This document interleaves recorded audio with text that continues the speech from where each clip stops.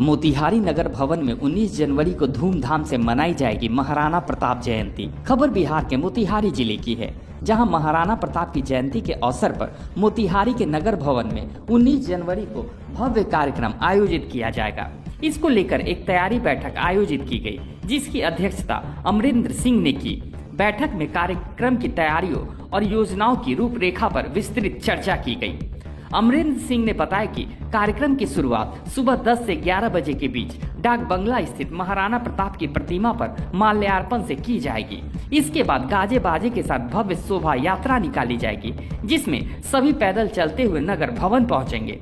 नगर भवन में आयोजित मुख्य कार्यक्रम में विभिन्न जातियों और समुदायों के लोग महाराणा प्रताप के जीवन पर प्रकाश डालेंगे और उनके शौर्य और त्याग को याद करेंगे।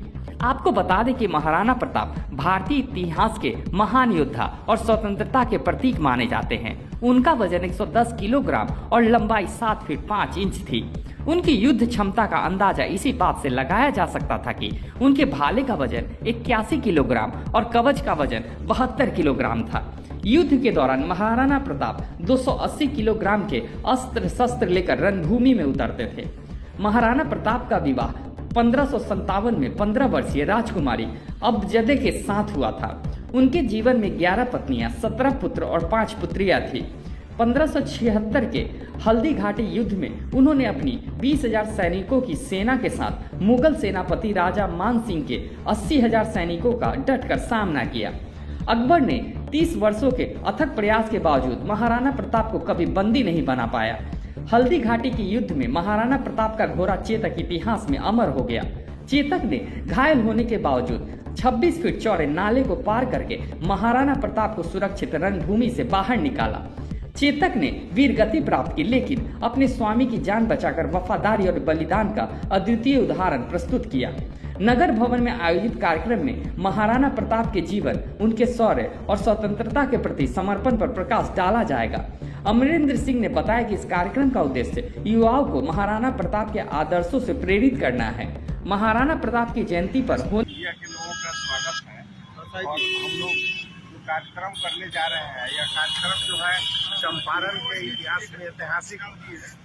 अब महाराणा प्रताप जो है पूरे देश के हैं, सभी और जिस समाज के रहते हैं वही समाज के कौम के लोग आगे बढ़कर कार्यक्रम करते हैं। तो हम लोगों का निमंत्रण समाज के साथ साथ सभी लोगों का है। जो सभी लोग आएंगे उनका सबका अभिनंदन और स्वागत है।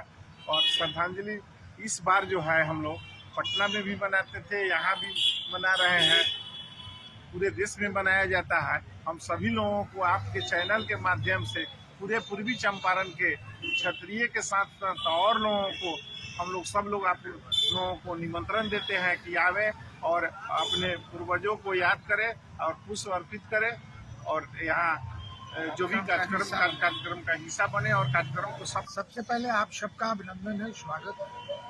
आप देख रहे हैं कि सभी लोग हम लोग एक साथ बैठे हुए हैं। कुछ युवा तुर्क साथी भी हैं, कुछ अभिभावकगण भी हैं। हमने देखा कि कुछ दिन पहले यहाँ मूर्ति की जो स्थिति थी वो जीर्ण शीर्ण स्थिति थी और कई महानुभाव आदरणीय माननीय लोग हैं, लेकिन किसी कारण से ये मूर्ति स्थल जो है उपेक्षा का शिकार हो रहा था। तो हम सब लोगों ने मिलकर एक साझा प्रयास किया और चूँकि हम लोगों के समाज के ये वीर शिरोमणि, तो फिर हम लोगों के समाज के लोगों ने एक साझा प्रयास कर यहाँ का जीर्णोद्धार किया है और जीर्णोद्धार करने के बाद इनकी श्रद्धांजलि मनानी है। श्रद्धांजलि हम लोग 19 जनवरी को एक सामूहिक समाज के प्रयास से हम लोग मनाएंगे। 11 से 12 बजे मूर्ति स्थल के पास हम लोग यहाँ पुष्प अर्पण करेंगे और 12 बजे के बाद नगर भवन में कार्यक्रम होगा, जहाँ श्रद्धांजलि सभा होगी। और आप सबको भी मैं न्योता दे रहा हूँ कि यहाँ 11 से 12 बजे मूर्ति के पास और 12:30 बजे नगर भवन में श्रद्धांजलि सभा में आप सभी उपस्थित हों और इस पूर्ण रूप से श्रद्धांजलि सभा को सफल बनाएं। कार्यक्रम में क्या क्या होगा वहाँ टाउन हॉल में?